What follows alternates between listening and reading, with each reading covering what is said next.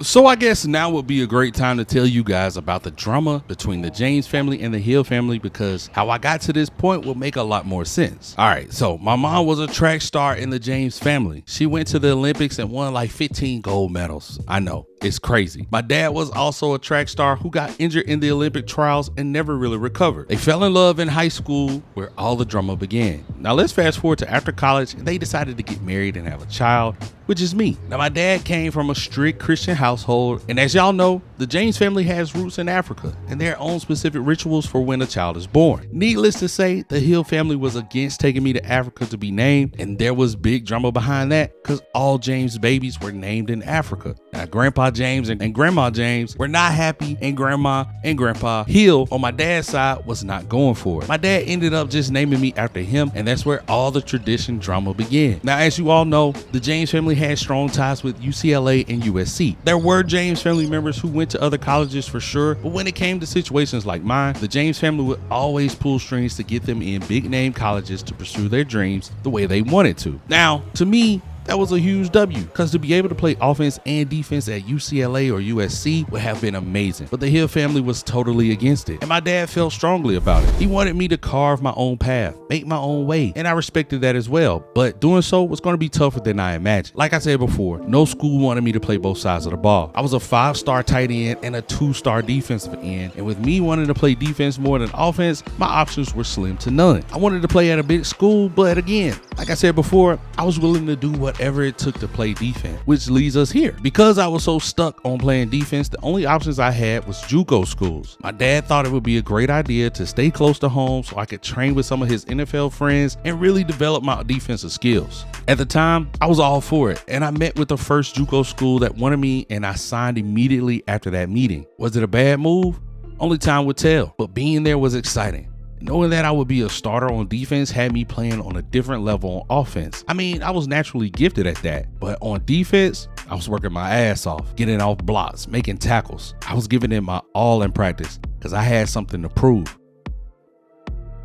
My freshman season at El Camino, only 26 minutes from home, and I'm opening the season on offense, picking up 17 yards for my first catch in JuCo. 3rd and 6, down 14 against Fresno City. Coach wants me to go score, take some pressure off the team. I do my best Dangy impersonation and get some steps on my man. QB throws a perfect pass. This is my first score in JuCo, and I'm feeling good because all this means is I get a chance to perform on the defensive side. But again, my offense still outshines my defense, and coach calls a streak. I guess I'm too fast because that's another score for me and the team. Tying the game up before half.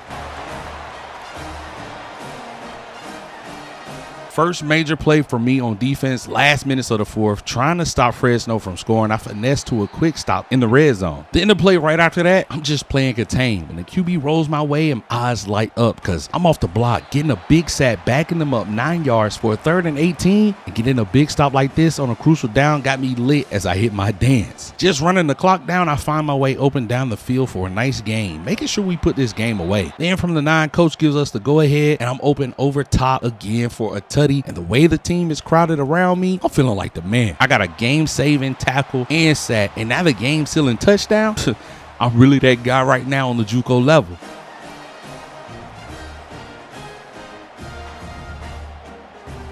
But it didn't end there. 7 seconds left. They want a touchdown, but they give me another opportunity for a sack. I can't lie. If every game is like this, I might not be here for long.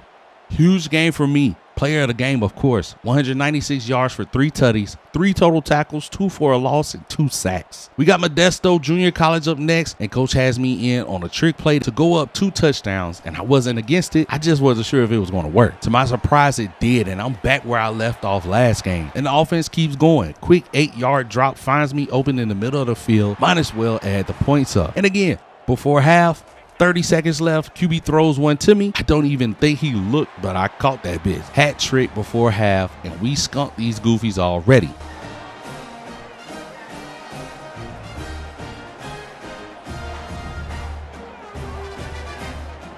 Obviously, this was an easy game defensively, but I didn't see the field much, so no stats there. We got Saddleback this week, and these guys are tough. Already down 7, but the way I get open should be studied. Tiptoeing, catching a rock on the 1-yard line, putting my team in position to score. Unfortunately, we only came away with 3 and gave up 3, but on 2nd and 10, I got my eyes on a QB, and I get back there, wrapping him up for a loss of 9.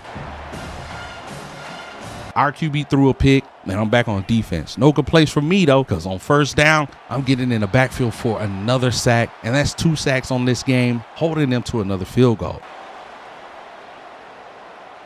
But it's time for us to score again. I'm cutting across midfield. QB places the ball nicely down at the 19. 4th and 4, coach wants to convert. I'm across the middle of the field again, getting a first down, and from the sideline, I watch as our running back cashes in on my hard work for the touchdown. But our QB threw a devastating pick on a game-winning drive, and this will be my last play on defense, getting a nice stop on the QB keeper, and we lose our first game of the season by 7 points. But I had 94 yards in the air, 3 tackles for a loss, and 1.5 sacks. The beautiful thing about JuCo was I didn't have to worry about losing. I just needed to dominate, according to my dad. And I was doing that on 2nd and 20, picking up the first for the team. I was really starting to buy into that thought pattern though, because I was starting to see success early in the season. I already had some offers from D1 schools willing to let me play defense and offense, and all this did was drive me to be more successful, win or lose. I mean, the way I'm rounding up zones, folks knew I was meant to play at a higher level. Diving for a catch, putting my body on the line, giving it my all would for sure bring more interest from other D1 schools. I was so ready for the next level that even when I scored touchdowns, I started doing the Heisman pose. And I think that was starting to rub everyone the wrong way, because my QB started throwing in a triple coverage instead of throwing to me, and I'm just confused on what was going on. But I wasn't tripping. This gave me more opportunities on defense, and I was showing that my presence on the field made a difference, making the QB get rid of the ball quicker than they wanted to. Then the very next play, I get pressure on the QB again. This time I go for the strip and pop the ball loose,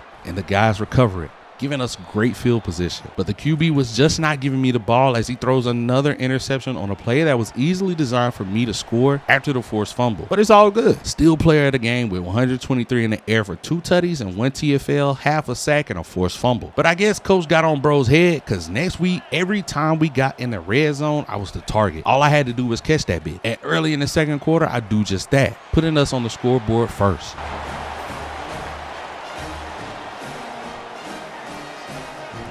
But always being the target had his downfalls, because he just blindly throws one to the heavens, gets me smacked, and the ball intercepted.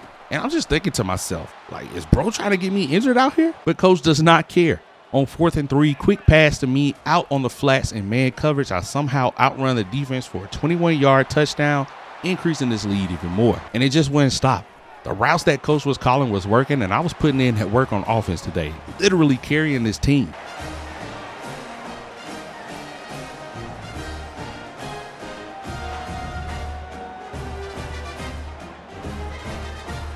On offense, I had an incredible day. 129 in the air for 3 touchdowns, but all I produced on defense was 1 pass deflection. Now, this next game was against Mount San Antonio, the best JuCo team in Cali last year, and I wanted to come out and dominate. Getting my game going early in the second quarter, I catch the ball at the 11, fight my way in, breaking tackles for the tutty.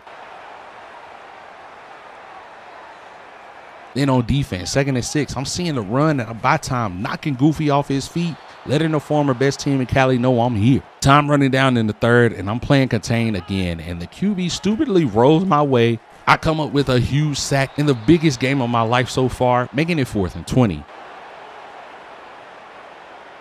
With 4th and 2, QB still not throwing me the ball, knows he has to get me the rock on this play. It's a quick one that I secure for the first down. It was needed because we're only up 2. Unfortunately, special teams and defense gave up scores, and we're down with 30 seconds left in the game. I come up with a clutch catch on the sidelines, getting us closer to field goal range. The play after that, I'm exhausted, but coach calls a streak and I give it my all. They can't keep up with me, but I'm brought down at the 5-yard line with only 24 seconds left in the game. And from the 1-yard line, I thought for sure I would be rewarded for my efforts. Instead, the homie gets the go-ahead score, and he even hits the Heisman on San Antonio. We win 25-18. I had 122 in the air for 1 touchdown, 1 TFL, and a pass deflection. Championship game against Riverside, and this was supposed to be a movie. We had established our dominance in Cali and was ready to take it all, but I guess we came in a little too cocky because this turned out to be a horror film instead. Don't get me wrong, I came out doing my thing. I was making a way for my QB to get open passes, running my routes to perfection. I felt as if I did everything I could for the team early to get us going. Even on defense, I was locked in. I guess it was just early game adrenaline. Even coming in after the first quarter, I was doing everything I could to make sure we would keep this lead and win the game. But after the QB threw this blind ball to me for a pick, I felt the mood switch in the huddle and on the sideline.